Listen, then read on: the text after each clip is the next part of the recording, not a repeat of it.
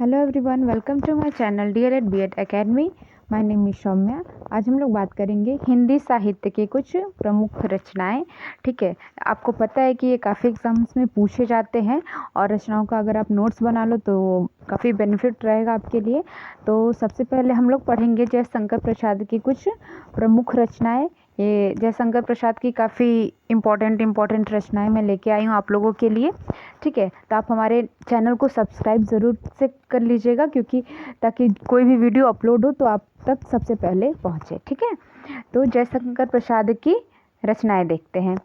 इनकी रचना का नाम है तितली, प्रेम पथिक, कंकाल, इरावती। ठीक है, आप एक नोट्स बना लो ताकि जैसे रचनाओं को अगर आप 2 दिन बस 5-5 मिनट रीड कर लोगे तो आपको पूरा एकदम अच्छे से क्लियर हो जाएगा कि हाँ कौन सी किसकी रचना है। ठीक है, और आपको पता है कि कोई भी एग्ज़ाम हो तो काफ़ी रचनाएं पूछी ही जाती हैं और जयशंकर प्रसाद की तो बहुत ही फेमस है ना। तो आइए देखते हैं। सबसे पहले प्रेम पथिक, तितली, कंकाल, इरावती। ठीक है, आगे देखते हैं। ध्रुव स्वामिनी किसकी रचना है? आप ऐसे खुद से क्वेश्चन बनाओ कि ध्रुव स्वामिनी किसकी रचना है, तो जयशंकर प्रसाद की है। चंद्रगुप्त किसकी रचना है? तो जयशंकर प्रसाद की है। या फिर आप लिख लो जयशंकर प्रसाद की कुछ रचनाएं और फिर नीचे ये सारे नाम लिख लो। ठीक है, तो ठीक है, इसमें से ध्रुव स्वामिनी और चंद्रगुप्त वेरी इंपॉर्टेंट में आ जाएगा क्योंकि काफ़ी एग्जाम्स में पूछे जाते हैं। ये जितने भी क्वेश्चंस हैं जैसे इन लोगों की रचनाएं हैं तो इसलिए मैं लेके आई हूँ क्योंकि जयशंकर प्रसाद की, मुरलीधर की, तुलसीदास जी की ये रचनाएं पूछी जाती हैं। तो अगर काफ़ी मिलता नहीं है कभी कभी, तो इसलिए आप नोट्स बना लो। अगर आपको पीडीएफ चाहिए तो आप टेलीग्राम चैनल में ज्वाइन कर लो। ठीक है, ध्रुव स्वामिनी किसकी रचना है? चंद्रगुप्त की। ध्रुव स्वामिनी किसकी रचना है? जयशंकर प्रसाद की। चंद्रगुप्त किसकी रचना है? जयशंकर प्रसाद के। स्कंदगुप्त किसकी रचना है? जयशंकर प्रसाद की है। पथिक भी वेरी इंपॉर्टेंट में आ जाएगा, है ना, क्योंकि पथिक अभी पिछली बार यूपी टेट में भी पूछा था। हाँ, और फिर झरना, आंसू, आंसू भी इम्पोर्टेंट में आ जाएगा क्योंकि ये भी काफ़ी एग्जाम्स में पूछे जाते हैं कि आंसू किसकी रचना है, तो जयशंकर प्रसाद की है। झरना किसकी रचना है? जयशंकर प्रसाद की है। आकाशदीप किसकी रचना है? जयशंकर प्रसाद की है।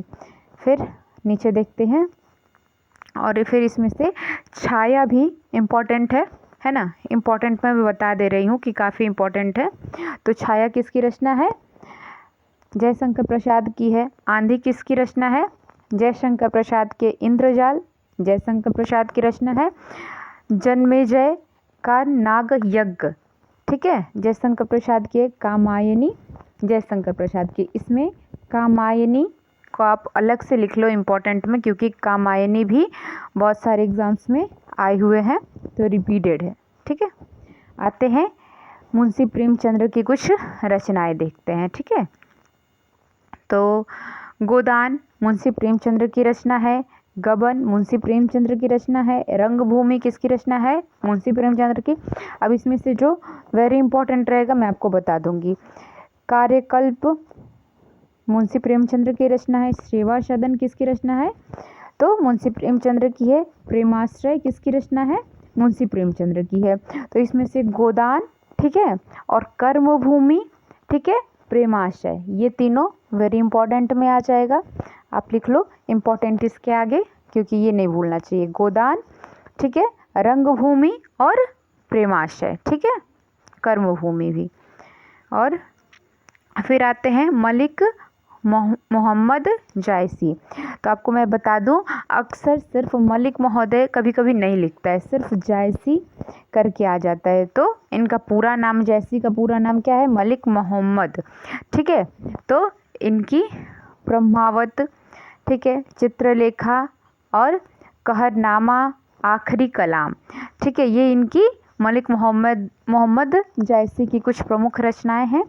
इसमें से चित्रलेखा इम्पॉर्टेंट है, ठीक है, और आखिरी कलाम वेरी इंपॉर्टेंट है। आखिरी कलाम तो बहुत ही ज़्यादा इम्पॉर्टेंट है। तो आखिरी कलाम किसका है? मलिक मोहम्मद जायसी की। ठीक है, आपको बता दिया कि मलिक महोदय कम पूछता है, जायसी ज़्यादातर पूछ देता है, और जायसी का पूरा नाम भी कभी कभी पूछ देता है। ठीक है, तो फिर आगे देखते हैं। विष्णु शर्मा की प्रमुख रचना, तो इनका पंचपत्र जो है ये काफ़ी इम्पोर्टेंट है। हाँ, विष्णु शर्मा की प्रमुख रचना क्या है? पंचतंत्र। ठीक है। और फिर रामचंद्र शुक्ल, आपको पता है रामचंद्र शुक्ल का काफ़ी इम्पोर्टेंट है ये चिंतामणि और रश्मिमांसा। तो चिंतामणि और मीमांसा रामचंद्र शुक्ल की रचनाएं हैं। ठीक है। और फिर आगे देखते हैं गोस्वामी तुलसीदास की। आपको पता है गोस्वामी तुलसीदास तो काफ़ी फेमस कवि हैं। ठीक है। तो इनकी रचना तो हर एक काफ़ी इम्पोर्टेंट है। रामचरितमानस अक्सर पूछा जाता है, रामचरितमानस किसकी रचना है? तो गोस्वामी तुलसीदास जी की रचना है। विनय पत्रिका किसकी रचना है? तो गोस्वामी तुलसीदास जी की रचना है। दोहावली ये भी इम्पोर्टेंट है। कवितावली ये भी इम्पोर्टेंट है। गीतावली ये भी इम्पोर्टेंट है। ठीक है। तो इनका एक अलग से तुलसीदास जी का नोट्स बना ले कि ये वेरी इंपॉर्टेंट में आएंगे तुलसीदास जी। ठीक है। तो रामचरितमानस तुलसीदास जी की है, विनय पत्रिका तुलसीदास जी की है, दोहावली तुलसीदास जी की है, कवितावली तुलसीदास जी की है, गीतावली तुलसीदास जी की है, वैराग्य संदीपनी ये भी बहुत इंपॉर्टेंट है, वैराग्य संदीपनी तुलसीदास जी की है। ठीक है। फिर आगे देखते हैं पार्वती मंगल और जानकी मंगल। ठीक है। ये भी किसकी है? तुलसीदास जी की है। फिर आते हैं रामधारी सिंह दिनकर। हाँ, ये भी काफ़ी रामधारी सिंह दिनकर इम्पोर्टेंट है कवियों में, क्योंकि इनकी भी उर्वशी पूछी जाती है कि उर्वशी किसकी रचना है? तो रामधारी सिंह दिनकर की रचना है। हुंकार उतना नहीं पूछा जाता, रेणुका पूछा जाता और कुरूर क्षेत्र, ये तीनों बहुत ही इंपॉर्टेंट है। ठीक है, वेरी इंपॉर्टेंट में आप लोग लिख लें। उर्वशी, रेणुका और कुरूर क्षेत्र किसकी रचना है? रामधारी सिंह दिनकर। आप लोग एक एक बार रिपीट करो मेरे साथ, आपको भी हाँ याद आएगा कि कभी कभी देखोगे कि हाँ उर्वशी किसकी रचना है तो याद आ जाएगा कि रामधारी सिंह दिनकर की रचना है। ठीक है। और फिर देखते हैं देवकी नंदन। ठीक है। देवकी नंदन खत्री जी की प्रमुख रचना क्या है? चंद्रकांता। और चंद्रकांता इनकी बहुत ही फेमस रचना है। ठीक है। देवकी नंदन की बहुत ही फेमस रचना क्या है? चंद्रकांता। अब आते हैं वेरी इंपॉर्टेंट में कौन? उपाध्याय। ठीक है। अयोध्या सिंह उपाध्याय हरिऔध। तो इनका भी कैसे पूछता है? हरिऔध का पूरा नाम बताइए। कभी कभी आपसे यही पूछ देता है कि हरिऔध का पूरा नाम बताइए। तो अयोध्या सिंह उपाध्याय, ये क्वेश्चन यूपी टेट में एक बार आया था कि हरिऔध का पूरा नाम बताइए, तो अयोध्या सिंह उपाध्याय है हरिऔध का पूरा नाम। ठीक है। तो अक्सर कभी कभी आपसे क्या पूछेगा कि हरिऔध की कौन प्रिय प्रवास किसकी रचना है? तो एग्जाम्पल में जैसे मान लीजिए तुलसीदास, रामधारी सिंह दिनकर, हरिऔध। ठीक है। तो आप सोचोगे कि अरे मैं तो अयोध्या सिंह उपाध्याय याद किया हूँ, हरिऔध कौन आ गया? ठीक है। तो इसलिए इनका ये ब्रैकेट में होना चाहिए। हाँ, हरिऔध। ठीक है। आखिरी फूल बहुत ही इंपॉर्टेंट है इनका। आखिरी फूल अयोध्या सिंह उपाध्याय की है। रस कलश किसकी है? अयोध्या सिंह उपाध्याय की है। ठीक है। ब्रह्मा प्रसून किसकी है? अयोध्या सिंह उपाध्याय की है। वैदेही वनवास, इसमें से वैदेही वनवास और आखिरी फूल ये दोनों बहुत ही पूछा जाता है। वैसे हरिऔध की काफ़ी ये सारी बहुत ही इंपॉर्टेंट है।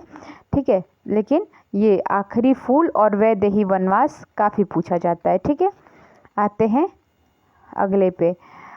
चंदबर दाई की प्रमुख रचना क्या है? पृथ्वीराज रासो। और ये बहुत ही फेमस है। ठीक है। पृथ्वीराज रासो आप पढ़ना, ये काफ़ी फेमस है। इनकी रचना किसकी है? ये पृथ्वीराज रासो चंदबर दाई की रचना है। ठीक है। चंदबर दाई की रचना है पृथ्वीराज रासो। ठीक है। अब आते हैं फणीश्वर नाथ रेणु की प्रमुख रचना। देखिए यहाँ पे रेणु ऐसे अलग से इन्वर्टेड कॉमा में दिया है ना, तो ऐसे ही आपसे मैला आंचल ये काफ़ी पूछा जाता है। तो मैला आंचल क्या है? रेणु लिख देगा, है ना, रेणु। ऐसा नहीं है कि फणीश्वर नाथ लिखेगा, अक्सर रेणु ही पूछा जाता है कि मैला आंचल किसका है? तो रेणु का है। ठीक है। फणीश्वर नाथ आप ना भी याद करोगे तो भी चलेगा, क्योंकि रेणु लिखा ही लिखा रहता है। हाँ, मैला आंचल किसका है? ये वेरी इंपॉर्टेंट है बेटा, बहुत बार पूछा गया एग्जाम में। तो मैला आंचल किसका है? रेणु का है। ठीक है। अब आते हैं वृंदावन लाल वर्मा की प्रमुख रचना मृगनयनी। और मृगनयनी आपको याद आएगा अक्सर, लेकिन वृंदावन लाल वर्मा की ये रचना है, ये इनका नाम ज़रूर याद कर लीजिएगा, वृंदावन लाल वर्मा। मृगनयनी किसकी रचना है? वृंदावन लाल वर्मा की रचना है। ठीक है, अब आते हैं कबीर दास की कुछ रचनाएं। तो बीजक आपसे पूछा जाता है, ये भी टेट का क्वेश्चन है, बीजक किसकी रचना है? तो कबीर दास की है। ठीक है, बीजक किसकी रचना है? कबीर दास की है। मोहम्मद वर्मा की प्रमुख रचनाएं, यामा और रशीम